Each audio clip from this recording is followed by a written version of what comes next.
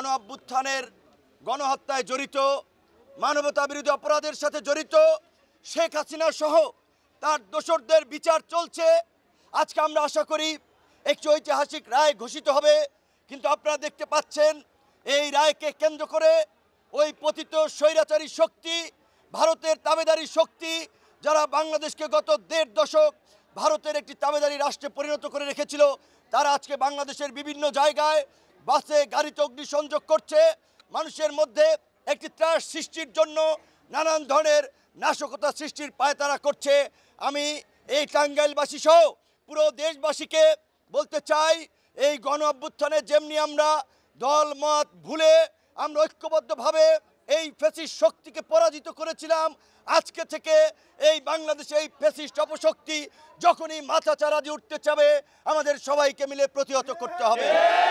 পরিষ্কার কথা আপনাদেরকে বলে দিতে চাই, এই দেশে এই ২৪-এর গণ অভ্যুত্থানের পূর্বে আওয়ামী লীগ এবং বিএনপি দুটো মেজর পলিটিক্যাল পার্টি ছিল।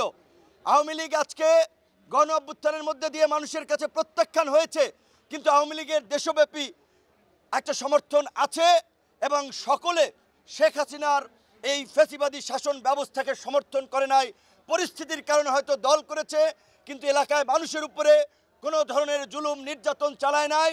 আমি বিএনপি, জামাত, গণ অধিকার, এনসিপি সকল রাজনৈতিক দলকে আহ্বান জানাবো, আওয়ামী লীগের সাধারণ নেতা কর্মী যারা রাজনীতি করতে চায় তাদেরকে আমরা সব দলে জায়গা করে দেব। কিন্তু আওয়ামী লীগের ভাই বোনদের উদ্দেশ্যে একটা কথা বলতে চাই, ওই বিদেশে আরামায়েশে হাজার কোটি টাকা নিয়ে পলাতক থেকে যারা আপনাদেরকে এখানে ককটেল মারার স্পন্সর করছে, যারা রেল লাইনে নাশকতা করার স্পন্সর করছে, তাদের কথায় রাস্তায় নেমে নিজেদের জীবনে অন্ধকার ডেকে আনবেন না। ৭৫-এর পরে যেমন আওয়ামী লীগ ২১ বছর পরে ক্ষমতার মুখ দেখেছিল, এই ২৪-এর গণ অভ্যুত্থানের পরে ২১ নয় ৪১ বছরেও রাজনীতিতে আর দাঁড়াতে পারবে না। কাজেই আওয়ামী লীগের মরা গাঙ্গে নৌকা বাবার চেষ্টা করে লাভ নাই।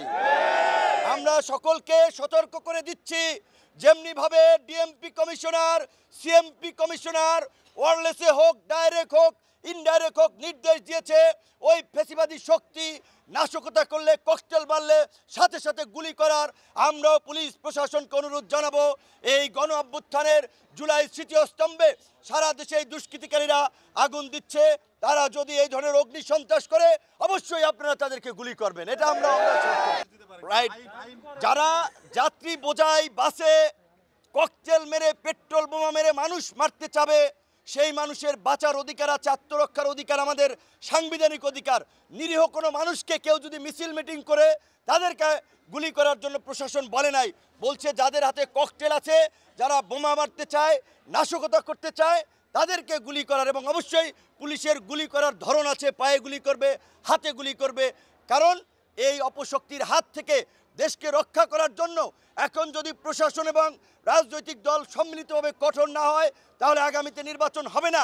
আর এই নির্বাচন না হলে দেশে আরেকটি 1-11 তৈরি হবে, আরেকটি 1-11 হলে এই গণ অভ্যুত্থানের শক্তিসহ পুরো দেশবাসীর উপরে একটা নতুন বিপর্যয় নেমে আসবে।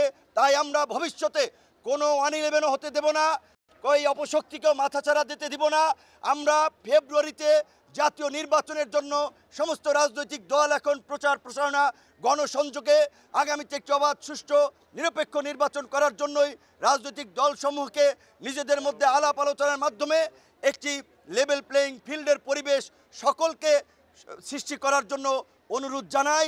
এবং অপশক্তির সাথে কোনো আপোষ নয়, এই পরিষ্কার বাক্য আগামী নির্বাচনের আগে আমরা সকল রাজনৈতিক দলের কাছ থেকে শুনতে চাই। যারা ওই ফ্যাসিবাদকে তোষণ করে ফ্যাসিবাদের সমর্থন নিয়ে ক্ষমতায় যেতে চায়, তাদের পরিণতি ওই ফ্যাসিস্টদের মতো হবে।